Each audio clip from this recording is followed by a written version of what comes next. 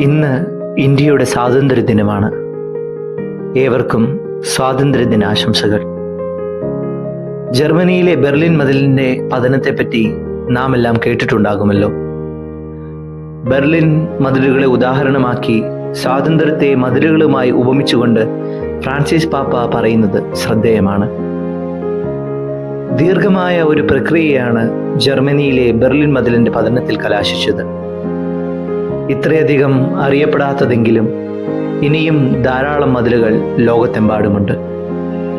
മതിലുകൾ അടച്ചുപൂട്ടിയ ഹൃദയങ്ങളുടെ അടയാളമാണ്. വേദനിക്കുന്ന ഹൃദയങ്ങളെക്കുറിച്ചുള്ള അടയാളമാണത്.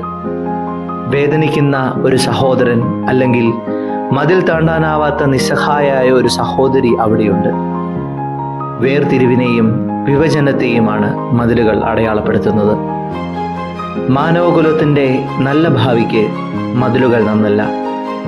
വിഭജിക്കപ്പെട്ടിരിക്കുമ്പോൾ നമുക്കിടയിൽ സൗഹൃദവും പാരസ്പര്യവും പുലരില്ല.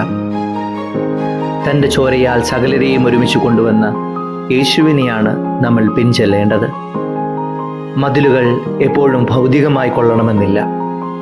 ഒരു സുഹൃത്തുമായുള്ള ബന്ധം തകരുമ്പോൾ നമുക്കിടയിൽ ഒരു മതിൽ ഉയർന്നു വരുന്നുണ്ട്. പ്രതിബന്ധങ്ങൾക്ക് പകരം പാലങ്ങളാണ് ഉണ്ടായിരുന്നതെങ്കിൽ നമ്മുടെ ലോകം എത്ര മനോഹരമായിരുന്നേനെ. അങ്ങനെയാകുമ്പോൾ മനുഷ്യർക്ക് പരസ്പരം കണ്ടുമുട്ടാനും സാഹോദര്യഭാവങ്ങളെ ഊട്ടി ഉയർത്താനും കഴിയുമായിരുന്നു. അത് അസമത്വങ്ങളെ കുറച്ചു കൊണ്ടുവരികയും സ്വാതന്ത്ര്യത്തെയും മാനുഷിക അവകാശങ്ങളെയും വർദ്ധിപ്പിക്കുകയും ചെയ്യുമായിരുന്നു.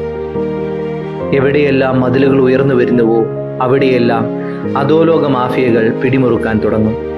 കുറ്റവാസനകൾ പെരുകും. സത്യസന്ധരല്ലാത്ത തെമ്മാടികൾ ജനങ്ങളുടെ ദൗർബല്യങ്ങളെ ചൂഷണം ചെയ്യും. ഭയവും ഏകാന്തതയും ഭൂമിയിൽ വളർന്നു വരും. എല്ലാവർക്കും സ്വാതന്ത്ര്യ ദിനാശംസകൾ.